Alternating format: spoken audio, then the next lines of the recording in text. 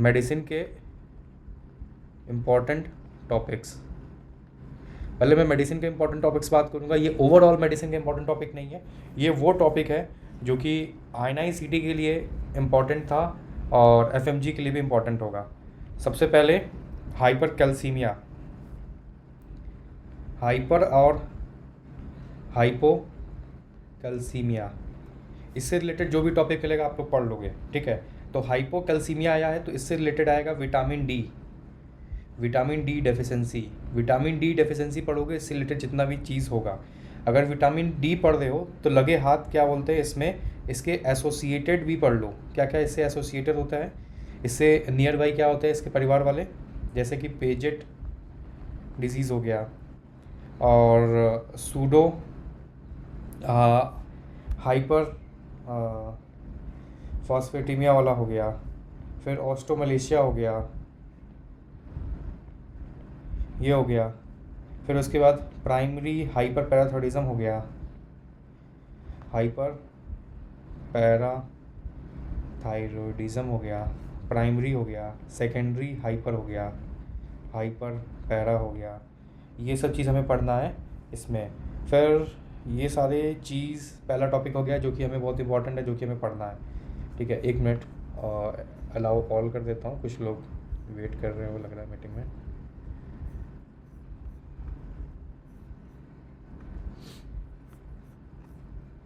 Open to all कर देता हूँ या। तो ये टॉपिक हमें इससे पढ़ना, हाइपर और हाइपोकैल्सीमिया से रिलेटेड जो भी चीज़ हो हमें पढ़ना है, ठीक है। हाइपर और हाइपर कैल्सीमिया में वो भी आ जाएगा, मैलिग्नेंसी वाला पॉइंट भी आ जाएगा, ठीक है। अगर मैलिग्नेंसी है वो वाला पॉइंट आ जाएगा। मैलिग्नेंसी से फिर वो केराटिन पर्ल भी आ जाएगा, ठीक है, वो जो लंग कैंसर वाला है। तो ये सब चीज़ हमें पहले टॉपिक में पढ़ना है। लग रहा है बहुत छोटा टॉपिक है, लेकिन जब पढ़ने बैठोगे तो बहुत बड़ा होगा, ठीक है। और विटामिन डी से एसोसिएटेड रिकेट्स भी हो गया, ये भी हमें टॉपिक्स हमें देखना है। फिर उसके बाद दूसरा जो टॉपिक है वो रीफीडिंग जो सिंड्रोम होता है, रीफीडिंग सिंड्रोम और डंपिंग सिंड्रोम, हमें ये देखना है, ठीक है। रीफीडिंग और डंपिंग सिंड्रोम ये बहुत इंपॉर्टेंट है। कैसे ये रीफीडिंग सिंड्रोम आयंस का इम्बैलेंस कॉज करता है, इम्बैलेंस कॉज करके कैसे ये अरिथमिया कॉज करवाता है, ठीक है। तो हमें अरिथमियाज भी अच्छे से देखना है। पोटेशियम इंक्रीज़ हो रहा है, कब पोटेशियम डिक्रीज़ हो रहा है, हमें ये भी देखना है। हमें फॉस्फेट भी देखना है, ये चीज़। तो इसमें दूसरा टॉपिक हो गया। तीसरा टॉपिक हो गया हमारा सीजर्स एंड इट्स ड्रग्स। हमें सीजर्स अच्छे से पढ़ना, उसका ड्रग्स, जितने भी ड्रग्स पढ़ा रखा है बहुत अच्छे से देखना है। फिर उसके बाद हमें ब्रेन के लोब्स देखने हैं। ब्रेन के लोब्स के हिसाब से जो भी डिजीज़ होता है, जैसे कि frontal lobe, temporal lobe, parietal lobes, ये सब के लोब के हिसाब से, जैसे कि हैंड आई मूवमेंट वाला कौन सा लोब कंट्रोल करता है, ठीक है। तो उस टाइप से देखना है, जैसे कि फ्रंटल हो गया, फ्रंटल, पैराइटल लोब, ये सब हमें लोब देखना है। फिर पांचवा हो गया हमारा विटामिन B1। विटामिन B1 से क्या डिजीज़ कॉज होता है, वेट ड्राई, वो बेरीज होता है ना, बेरीज होता है, वर्निक कॉसिकॉफ और वर्निक एन्सेफलोपैथी। तो कॉसिकॉफ वाला जो हो गया, कॉसिकॉफ सिंड्रोम, फिर कैसे ये मेमोरी बॉडी से लिंक होता है, ठीक है, मेमोरी बॉडी से लिंक होता है ब्रेन के, वो चीज़ हमें देखना है। फिर उसके बाद हमें छठा ECG देखना है, जो कि हम लोग आज का क्लास में हम लोग पढ़ेंगे ECG। आज के क्लास से 1 से 2 क्वेश्चन फिक्स है आपके एग्ज़ाम में, ठीक है। फिर सातवां वेस्कुलाइटिस देखना है। वेस्कुलाइटिस में मीडियम साइज़ जो होता है या स्मॉल साइज़ वाला जो होता है, वो सब वेस्कुलाइटिस में जितने भी डिजीज़ है, बर्जर डिजीज़, वो ग्रेनुलोमेटस पॉलीएंजाइटिस और ये सब जो आता है वो सब, लिम्फोसाइटिक, वो सब वाला भी हम लोग को देखना है। फिर उसके बाद हमें ऑब्स्ट्रक्टिव और रिस्ट्रिक्टिव हार्ट डिजीज़ देखना है, और रिस्ट्रिक्टिव जो भी हार्ट नहीं, लंग्स डिजीज़, लंग डिजीज़ देखना है, ऑब्स्ट्रक्टिव और रिस्ट्रिक्टिव, इसके मैकेनिज़्म भी देखना है, कैसे FVC कैसे इंक्रीज़ हो रहा है, डिक्रीज़ हो रहा है, ये सब हमें वाइटल कैविटी और ये सब का भी हमें ध्यान देना है। फिर उसके बाद हमें किडनी के नेफ्रॉन में देखना है, किडनी के नेफ्रॉन पर हमें देखना है, नेफ्रॉन का स्ट्रक्चर हमें अच्छे से पता होना चाहिए, किस पार्ट में कौन सा ड्रग एक्ट करता है वो पता होना चाहिए, मतलब कि किडनी वाला जो ड्रग है वो वाला हमें ड्रग अच्छे से पता होना चाहिए, नेफ्रॉन पर क्या पार्ट करता है, कौन सा थिक असेंडिंग लूप है और थिन असेंडिंग लूप है, कौन सा र्यूमरल ट्यूबुलर एसिडोसिस वाला कॉज कर रहा है, किस क्लास का है, फर्स्ट क्लास का है कि फोर्थ क्लास का है, वो चीज़ हमें देखना है। ठीक है। 10वां जो भी एंटीबॉडीज़ हम लोग जो पढ़ते हैं, जैसे कि हम लोग TSH पढ़ते हैं, एंटी रो पढ़ते हैं और एंटी स्मिथ पढ़ते हैं, तो ऐसे ऐसे करके हमारे जितने भी एंटी वाला है वो सारे हमें देखना है, और उससे रिलेटेड एसोसिएटेड जितने भी डिजीज़ है उसके नाम पता होना चाहिए, मतलब एंटीबॉडीज़ क्या है, फिर उसके बाद एसोसिएटेड कौन सा डिजीज़ है, वो हमें डिजीज़ आइडेंटिफाई करने के लिए पूछेगा, एग्ज़ाम में एंटीबॉडीज़ देगा, तो ऐसे हमें पता होना चाहिए। फिर 11th हो गया नेफ्राइटिक और नेफ्रोटिक के जितने भी पार्ट है, नेफ्राइटिक और नेफ्रोटिक में जितने भी कितने पार्ट होते हैं, जैसे कि वो डायबिटिक नेफ्रोपैथी और जो बाकी चीज़ हो गया, IgA जो डिजीज़ हो गया, IgA नेफ्रोपैथी, वो सब वाला जो चीज़ हो गया, तो वो सब वाले में हमें नेफ्राइटिक और नेफ्रोटिक का पूरा चीज़ हमें अच्छे से टेबल पता होना चाहिए। फिर हमें एसिडोसिस और अल्कोलोसिस अच्छे से पता होना चाहिए, ये हर साल क्वेश्चन आता है, मेटाबॉलिक अल्कोलोसिस, रेस्पिरेटरी एसिडोसिस, ये सब जो चीज़ें होता है उससे पता होना चाहिए। फिर तीसरा हमें कशिंग सिंड्रोम पता होना चाहिए, या तो कशिंग सिंड्रोम पूछेगा ना, कशिंग पूछेगा तो उसमें ACTH वाला जो ट्रीटमेंट है, कब हम लोग सप्रेशर यूज़ कर रहे हैं, कब हम लोग एस्टेरॉयड का टेस्ट यूज़ कर रहे हैं, उससे रिलेट करके पूछेगा, तो वो चीज़ हमें पता होना चाहिए, वो चीज़ हमें नॉलेज होना चाहिए। और या तो ये नहीं पूछेगा तो फिर फियोक्रोमोसाइटोमा पूछेगा ना, फियोक्रोमोसाइटोमा पूछेगा, तो ये दोनों में से एक चीज़ पूछेगा या दोनों चीज़ पूछ सकता है।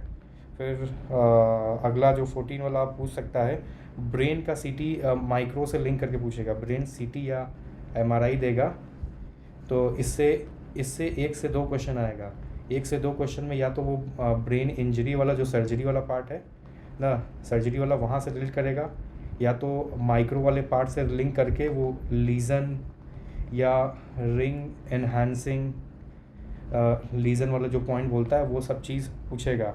ठीक है, या ये HIV या और टॉक्सोप्लाज्मा से लिंक कर देगा।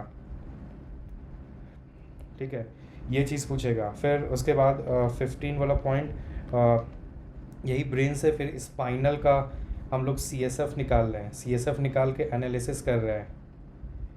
ठीक है, तो इसमें बैक्टीरियल है, डिजीज़ बैक्टीरियल है, वायरल है, फंगल है या ट्यूबरक्यूलोसिस है, ये चीज़ पूछेगा। ठीक है, और 16 पॉइंट हमारा ट्यूबरक्लोसिस हो गया, जितने भी टीबी से रिलेटेड जितने भी है, TB इन PSM,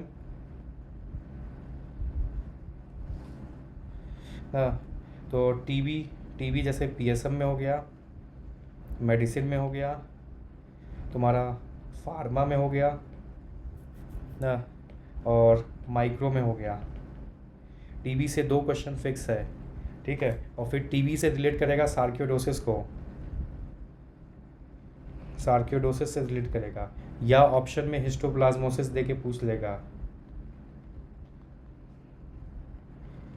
ठीक है, तो ये सारी चीज़ इंपॉर्टेंट है। फिर उसके बाद एक नया टॉपिक आजकल निकल के आ रहा है जो कि जेरियाटिक्स मेडिसिन बोलते हैं।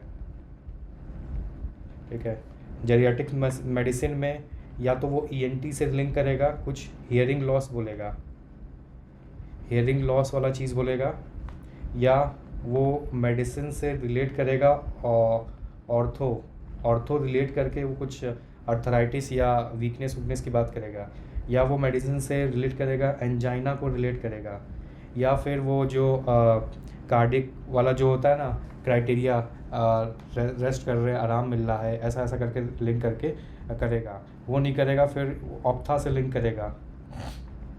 ओल्ड एज में क्या होता है, आई प्रॉब्लम, किस टाइप का कैटरेक्ट होता है, कैसे वो डायबिटीज़ से रिलेट करता है, तो ये सब चीज़ यहाँ से रिलेट करके पूछ सकता है। ठीक है।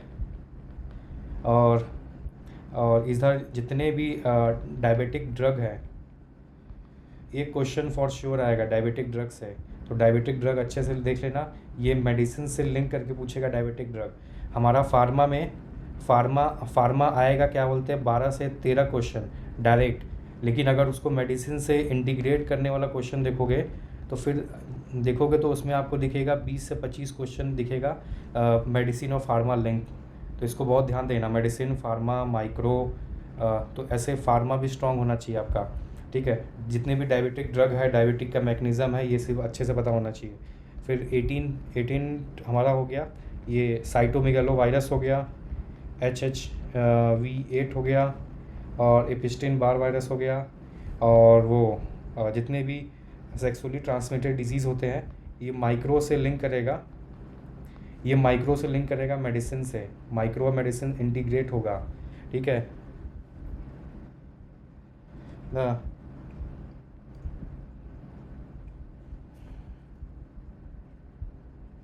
एक मिनट।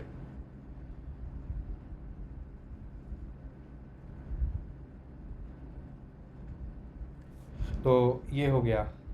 फिर 19 टॉपिक क्या हो सकता है, 19 topic anaemia. Anaemia that is very important, जिसमें कि कितने टाइप के anaemia, normocytic anaemia, microcytic and macro, ये सब चीज़ तो जनरली पता होता है, इतना नहीं पूछेगा। वो पूछेगा क्या बोलते हैं कि ट्रांसफेरेटिन बताओ। ठीक है, ट्रांसफेरेटिन बताओ, और कैरियर कौन है, हेप्सिडीन बताओ, ये सबसे रिलेटेड लिंक पूछेगा। जितने भी कैरियर हो गए वो बताओ, हीमोग्लोबिन लेवल बताओ, कब बढ़ रहा है, कब घट रहा है, किस में क्या हो रहा है, तो ये सब चीज़ पूछेगा। लैब टेस्ट में कर रहे हैं तो क्या क्या वैल्यू दिख रहा है, तो वो सब चीज़ एनीमिया से रिलेट करके पूछेगा। यही एनीमिया से हमें एक और चीज लिंक करेगा, थैलेसीमिया इम्पॉर्टेंट है, फिर सिकल सेल इम्पॉर्टेंट है, और फिर अगर थैलेसीमिया सिकल सेल हम लोग पढ़ रहे हैं तो एक माइक्रोस्कोपिक इम्पॉर्टेंट चीज़ है, जो कि है ये क्या बोलते हैं, लेड पॉइजनिंग में ये पैथो से लिंक करेगा। पैथो से लिंक करके स्ट्रिपलिंग ऑफ वो पूछेगा, कैसा दिखता है, स्ट्रिपलिंग ऑफ बेसोफिल। ठीक है, स्ट्रिपलिंग ऑफ बेसोफिल पूछेगा, ऐसे करके। ठीक है। और अगला कितना हो गया, 19 20। अगला विल्सन डिजीज़ पूछ सकता है, विल्सन पूछेगा, या सिस्टिक फाइब्रोसिस पूछेगा, या मतलब वो कॉपर वाला पूछेगा, क्लोराइड वाला पूछेगा, या आयरन वाला पूछेगा। ठीक है, ये क्वेश्चन फॉर श्योर 1 से 2 क्वेश्चन जरूर आएगा, या तो ये ऑप्था से रिलेट करेगा, या तो ये बायोकेम से रिलेट करेगा। ठीक है, तो ये देख लेना अच्छे से। फिर अगला जो होगा वो उस पर होगा हाइपर ट्राइग्लिसरीडीमिया, जिसमें कि वो जो आता है ए बीटा लाइपोप्रोटीनीमिया वाला जो आता है, लाइपोप्रोटीनीमिया, ये वाला चीज़ पूछेगा। तो ये सब जो चीज़ें मैंने बताया 21 टॉपिक, फॉर श्योर 21 में से आपका 10 सवाल तो इससे ज़रूर आएगा, क्योंकि ये टॉपिक मैं बता रहा हूँ एनालिसिस करके। INI CET 2026 का पेपर मैं एनालिसिस करके बता रहा हूँ। ठीक है, तो ये सब टॉपिक आप लोग को ज़रूर पढ़ना है और अच्छे से पढ़ना है। ये मैंने जो 20 टॉपिक बताया हूँ, तो इसमें से 20 में से मुझे लगता है 21 टॉपिक बताया हूँ, जिसमें कि मुझे लगता है कि 10 से 12 सवाल इससे ज़रूर आएंगे, फॉर श्योर 10 से 12 सवाल आएंगे। ठीक है, तो इसको बहुत लाइटली नहीं लेना है और अच्छे से पढ़ना है। तो अब हम बात करते हैं कि कार्डियक में क्या क्या इंपॉर्टेंट है। कुछ लोग मेरे से पूछ रहे थे कि कम से कम आप क्लास नहीं ले रहे हो तो कम से कम कार्डियक में इंपॉर्टेंट टॉपिक तो बता दो। तो कार्डियो में क्या क्या इंपॉर्टेंट है, सबसे पहले जो हार्ट साउंड हो गया वो देखना है। ठीक है, और दूसरा क्या बोलते हैं कि प्रेशर वॉल्यूम लूप जो हो गया, प्रेशर वॉल्यूम लूप वाला जो हम लोग पढ़ते हैं ना, ऐसे करके एक ऐसे बनता है, और यहाँ पर मिट्रल वॉल्व क्लोज होता है, और क्या बोलते हैं यहाँ पर आयोटिक वॉल्व ओपन होता है, वो वाला पीवी लूप पढ़ना है। तीसरा जुगलर वेन प्रेशर वाला, जो हम लोग ए वाला ऐसे ऐसे करके AXC जो हम लोग पढ़ रहे थे, वो चीज़ वाला जो हम लोग पढ़ रहे थे, ठीक है। ये चीज़ हो गया, इसमें हम लोग पढ़ना है। फिर जुगलर वेनस प्रेशर हो गया, और क्या इसमें हो गया, हाँ इसमें चौथा चौथा हो गया ऑस्कल्टेशन हो गया। ऑस्कल्टेशन से डायरेक्ट क्वेश्चन नहीं पूछता, ऑस्कल्टेशन ऑफ हार्ट, कहाँ पर मिट्रल वॉल्व होगा, कहाँ पर पल्मोनिक एरिया, आयोटिक एरिया, ये सब वाला चीज़ पूछेगा। वही ऑस्कल्टेशन से रिलेट कर सकता है मैनूवर, ठीक है। मैनूवर में क्या पूछ सकता है, स्टैंडिंग या वॉल सवाल मैनूवर, या स्क्वेटिंग, हैंड ग्रिप, ये सब पूछ सकता है। तो सबसे सबसे जो मोस्ट कॉमन है वो है स्टैंडिंग या वॉल सवाल मैनूवर, ठीक है। इसको हमें ज़रूर देखना है, ऑस्कल्टेशन और मैनूवर हमें अच्छे से देखना है, इसमें हमें मिस नहीं करना है, ठीक है। फिर उसके बाद हार्ट साउंड अलग हो गया, एक आता है हार्ट मर्मर, ठीक है। मर्मर में वो aortic stenosis, mitral regurgitation, mitral valve prolapse, और सबसे इम्पॉर्टेंट जो एग्ज़ाम में आने की प्रोबेबिलिटी है वो है आयोटिक रिगर्जिटेशन और मिट्रल स्टेनोसिस। तो इसमें से अगर आप लोग सारा नहीं पढ़ पा रहे हो तो आयोटिक स्टेनोसिस पढ़ लो, आयोटिक रिगर्जिटेशन पढ़ लो, मिट्रल स्टेनोसिस पढ़ लो, इतना चीज़ पढ़ लो, ठीक है। अब और क्या इसमें इम्पोर्टेंट, नॉर्मल ECG तो वो तो आता ही है, और बाकी जो आज का क्लास पढ़ेंगे वो भी बहुत ज़्यादा इम्पोर्टेंट होगा, ठीक है। अब अगला जो छठवां पॉइंट हो गया जो कि इम्पोर्टेंट है, वो हो गया टेट्रोलॉजी ऑफ फैलेट। ये इंपॉर्टेंट है, बाकी इसमें बहुत कुछ है पढ़ने के लिए, जैसे परसिस्टेंट ट्रंकस आर्टरियोसिस हो गया, ट्रांसपोजिशन ऑफ ग्रेट आर्टरी हो गया, बहुत कुछ है, लेकिन इससे क्वेश्चन नहीं पूछता है। टेट्रोलॉजी ऑफ फैलेट से ही क्वेश्चन पूछता है, और दूसरा क्या बोलता है, एवेस्टिन एनोमली से पूछता है। एवेस्टिन एनोमली तो बहुत जगह कवर हो जाता है, लेकिन फिर भी मैं यहाँ पर नोट कर दे रहा हूँ, तो एवेस्टिन एनोमली देखना है, ठीक है। और अगला टॉपिक हो गया, इसी में हम लोग देख सकते हैं, अगर हार्ट डिफेक्ट देख रहे हैं, पीडियाट्रिक्स हार्ट डिफेक्ट देख रहे हैं, तो आर्टिकल सेप्टल डिफेक्ट ASD, ये हम लोग देख सकते हैं। फिर उसके बाद अगला जो टॉपिक हो गया सातवां, क्रॉक्टेशन ऑफ आयोटा, ये हो गया। फिर वो तो उसमें बायोकेमिस्ट्री में कवर हो जाता है, वो हाइपरलिपिडीमिया वाला, वो सब सारा चीज़ हो गया। फिर क्रॉक्टेशन ऑफ आयोटा पूछता है, या आयोटिक डाइसेक्शन पूछता है, आयोटिक डाइसेक्शन पूछता है, ठीक है, ये हो गया। और ये हो गया नॉन STMI या STMI, इसका ट्रीटमेंट के साथ और सिम्टम्स पूछता है, सिम्टम्स और ट्रीटमेंट अच्छे से हमें इसका पता होना चाहिए, ठीक है। और फिर नौवां इसमें क्या पूछता है, ये MI पूछता है, MI का ग्रॉस एग्जामिनेशन पूछता है। ग्रॉस एग्जामिनेशन में भी 0 to 24 आवर में क्या हार्ट में चेंजेस होता है वो पूछता है। उसमें भी क्या पूछता है, उसमें भी पूछता है कि ये टेट्राजोलियम स्ट्रेन क्या है, ठीक है, टेट्राजोलियम, स्पेलिंग देख लेना, आई थिंक सही है, ठीक है। और इसमें इस टेट्राजोलियम स्ट्रेन क्या है इसके बारे में पूछता है, वो चीज़ देख लेना, 0 से 24 आवर। फिर उसके बाद डायग्नोसिस में ये पूछता है ट्रोपोनिन I और CKMB, ठीक है, कब किसका ज़्यादा होता है, कब किसका पीक कम होता है, ये चीज़ थोड़ा देख लेना। और LDH ये चीज़ देख लेना। फिर अगला पूछता है ECG, इसी से रिलेटेड क्या बोलते हैं, नॉन STMI से रिलेटेड ECG पूछता है। ECG इसमें पूछता है STMI वाला, जिसमें कि हमें हार्ट का ब्लड सप्लाई पता होना चाहिए, ठीक है, और एरिया, जिसमें कि ऐसा पूछेगा जैसे कि एंट्रोसेप्टल लैड है तो ST सेगमेंट एलिवेशन है कि डिप्रेशन है, तो वैसा वाला पूछेगा। जैसे कि हम एक बात करते हैं एंट्रोसेप्टल लेफ्ट एंटीरियर डिसेंडिंग पर ख़राब करेगा, तो ST सेगमेंट एलिवेशन किस में होगा, V1 और V2 में होगा।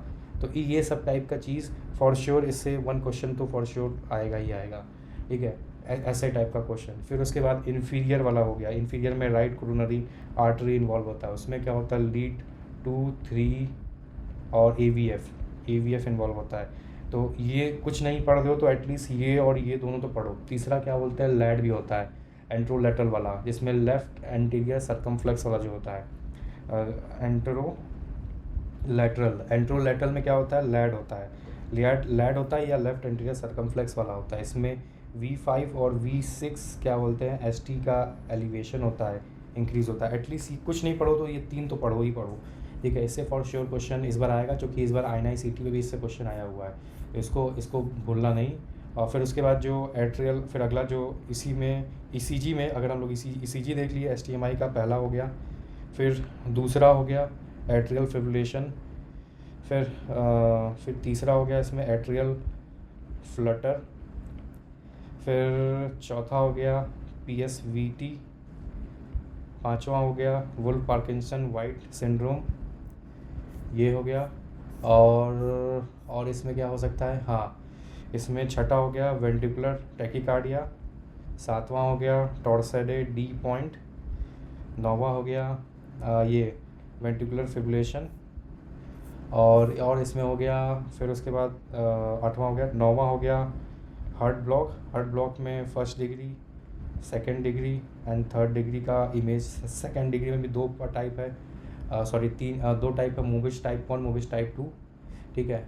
वो हमें देखना है, ठीक है, मूविज टाइप 1 और मूविज टाइप 2, ये चीज़ हमें देखना है, ये चीज़ हमें पढ़ना है इसमें। और ये तो ECG में हो गया, और कुछ छूट रहा है, नहीं, सब कवर हो गया। और ये हो गया। तो ये हमारा अभी 10 पॉइंट कवर हुआ है। 11वां पॉइंट अगर हम ले तो इसमें कार्डिक टेम्पोनॉट और वो रिस्ट्रिक्टिव वाला जो हार्ट वाला हो गया, वो चीज़ हो गया, कार्डिक टेम्पोनॉट या रिस्ट्रिक्टिव पेरिकार्डाइटिस या एक्यूट पेरिकार्डाइटिस वाला पॉइंट हो गया, वो चीज़ हो गया।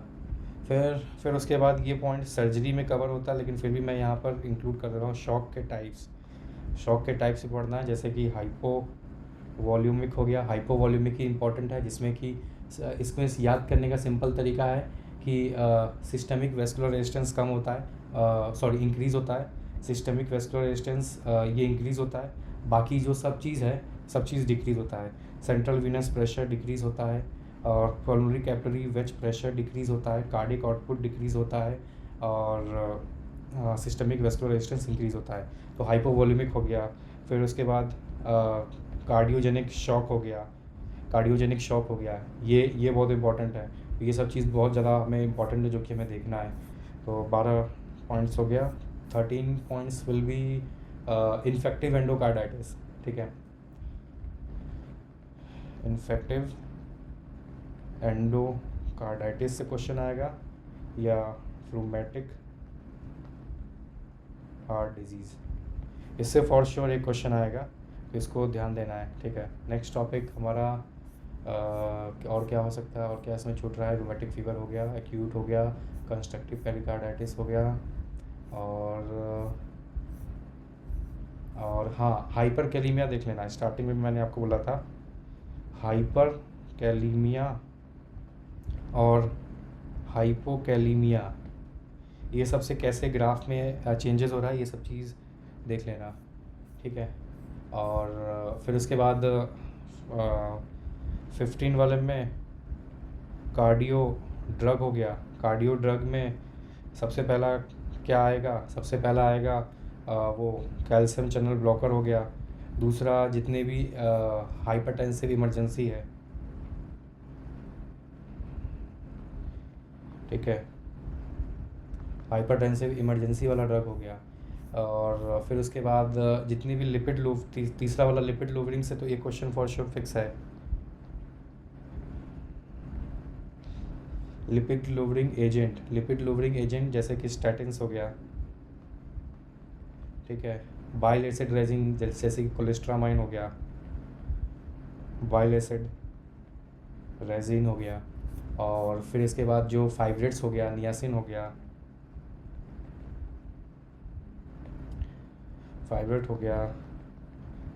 नियासिन हो गया, ये सब चीज़ हो गया।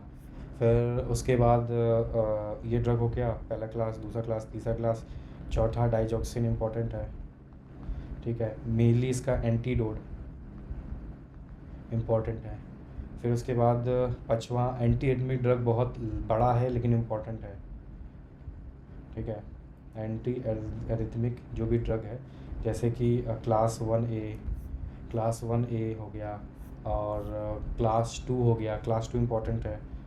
क्लास 2 में कि मेट्रोप्रोलोल इम्पॉर्टेंट है, ठीक है।